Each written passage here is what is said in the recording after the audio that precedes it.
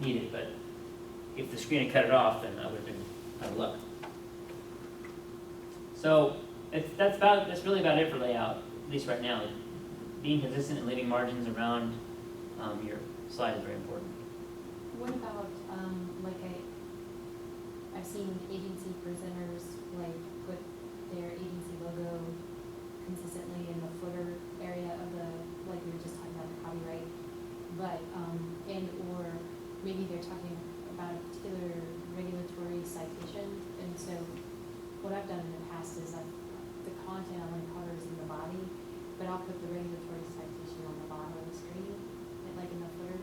Is there any rules or thoughts about using footer type things? I would generally do the footer up higher if you can, without, infringing on the real estate of the rest of the slide. But just make it consistent. I think in general people will start blocking it out. It's on every slide. The logo, for example. When you're talking about referencing an article or something, you said, or the source? A regulatory code citation. So like 9 VSC 20-81-640.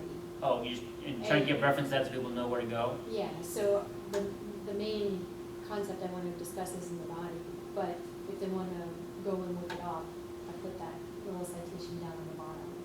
I think that's fine. The only risk you take is if you get the presentation where it's cut off and they don't see it. And it would be used by someone who was going to take the slides home Right. and follow up.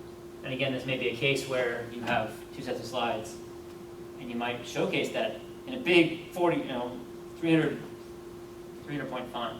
Say, this is from so-and-so, if you needed to. Mm-hmm. And then, and in the handout you get, you'll have this as well. I don't know, there's some ways you can do it, but I think in your case, you need to have it there somewhere.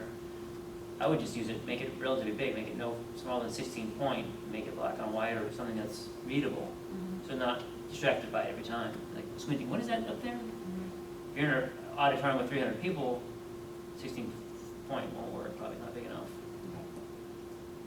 And you could even say, you don't want to say, oh, you can't read this, but it says da-da-da-da. You might as well just make it 40 point font and read it out loud to them if you have to. Does that sort of answer your question? Mm-hmm.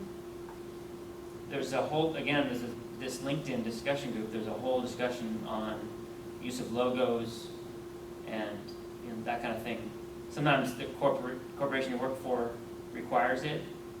If it's going to be if it's going to be handed out Mm-hmm. and requires it, that's one thing. But if it's going to be shown, you should clarify. Does it have to be shown on every slide, or do you want it on a printout? Mm-hmm. If it's going to be on a printout only, then you could actually get away with not showing it on every slide.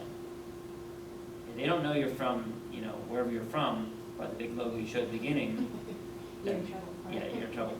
You could do like I did, the commercial in the middle. Oh, by the way, as a reminder, I'm from, where you're from, in this case, whatever group you're representing. I think the logo is not a big deal either, but it does take away from the message sometimes, and I have no trouble covering up the logo occasionally. A big image that you want to use the entire screen for, you just need all the space you can get, and in that case you can cover it up occasionally. One interesting trick that someone was talking about was, say you're giving a presentation to a company, use their logo on your slides and brand it, make it personalized. Mm-hmm. It kind of makes it hit home for them. If I was giving this spiel to Virginia Tech, I would maybe use the logo for that department and say, oh, they think, oh, my little logo, cool, or sponsored by, whoever. All right, we'll talk about comprehension next.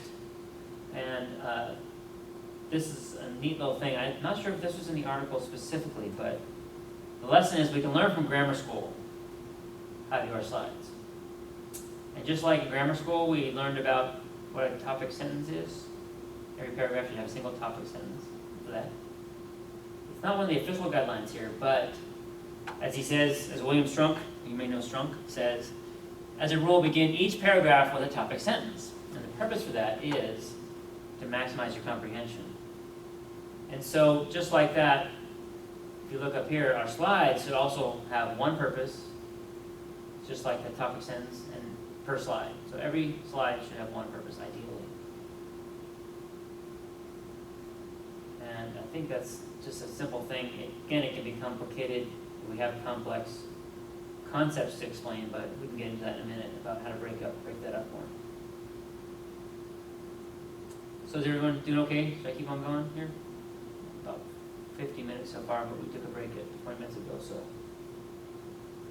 All right, I'll keep on going with comprehension here. One of the biggest things they say is, as we already talked about, is use bullets, make them simple and short. Generally make them affirmative, positive. This basically will help. And no, it's not quite so good when you're negative. Just this is what the research shows. Negative is just not quite as remembered as well, not quite as comprehended as well. Keeping the active voice. So you want to make bullet points. You don't want to have bullet points made by you. You want to go ahead and make them. And that's just an example of passive voice. Would be don't have bullet points made by you. You want to have the you make the point, not the point being made by you. It's just a very awkward way to go about it when you do the passive voice. In general, 4 plus or minus 1 bullets. That's a tough one. And this is if you have 10 bullets, then just go ahead and do 2 slides, 5 on each. You can do the continued thing if you have to, or just tell them, okay, I'm continuing on the next topic, here's 5 more bullets. You can have 1, 2, 3, 4, 5, and then 6, 7, 8, 9, 10 on the next slide. But don't try to cram all 10 of them on one slide if you can help it. I think PowerPoint slides are pretty cheap. And then avoid distractions like photos or images that are not appropriate. I'll let you be the judge on this one. This little pitch man guy actually is a whole other spiel I give on how to give a pitch. So in the context of that, it makes a lot more sense because if you had already been through that 30-minute presentation and then you saw this, you'd be like, oh, there's a pitch man guy again. So that's sort of why it made sense here. But this presentation doesn't make quite as much sense, but I kept him in there anyways. It keeps you wondering what pitchman is now, doesn't it? But the point is, if you do use an image, make sure it's appropriate and relevant to your presentation purpose. And I'll talk about Joe later on in one of the pictures he used. Would you say you had an image of something that you were trying to illustrate? Would you put it on the next slide and make it take up the real estate, that image, and then talk about it further on that slide? Generally, I would. And you can do a little mini version of it, like an icon, looks like an icon. Once you've shown it, if you show it again, mini version, they'll get, oh, there's that image. Like this little guy, if you saw him again 10% size, you'd still figure out what it was because the yellow and the green kind of stick out. But yeah, I think generally, and I'll show you an example of that later on where I help them make over their slide.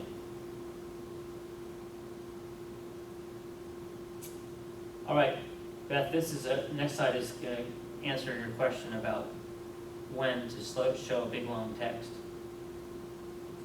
So use bullets, not multi-line paragraphs. For a variety of reasons, both ergonomic and rhetorical, a slide should be a collection of short bullets that assist you in making the presentation. This recommendation will also help you avoid the urge to read the slides as your presentation. So in this case, I went ahead and read it because you would read it anyways. It's a direct quote. So like some of the mathematicians you may be working or talking about or referencing, you might want to have a famous formula or something that they coined. You want to say the page number you got it from exactly so you can read it aloud.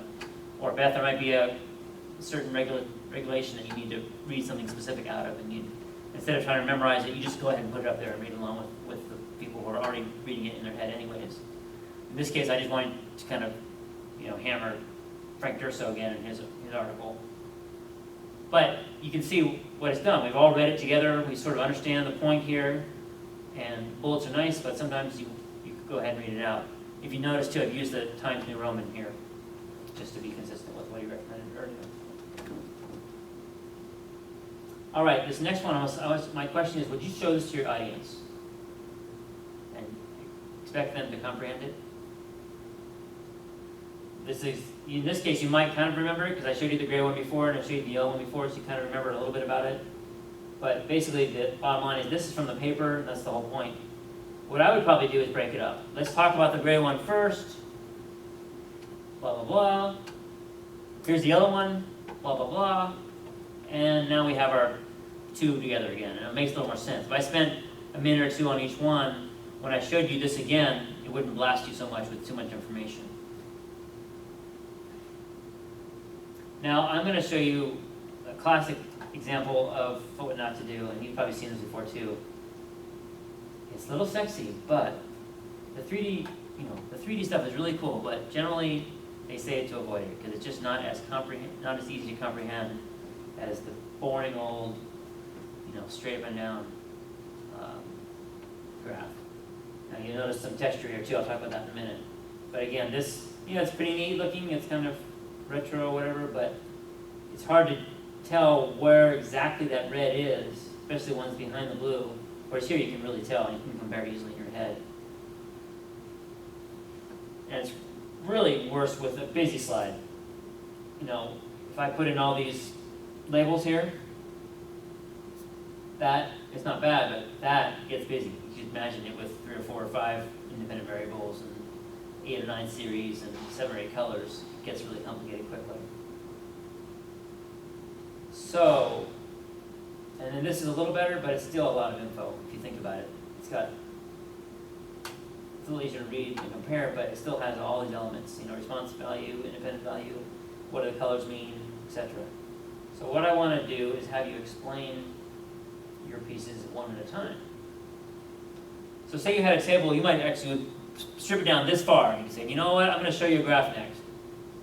Here's what it's going to look like. Here's the basic foundation of it.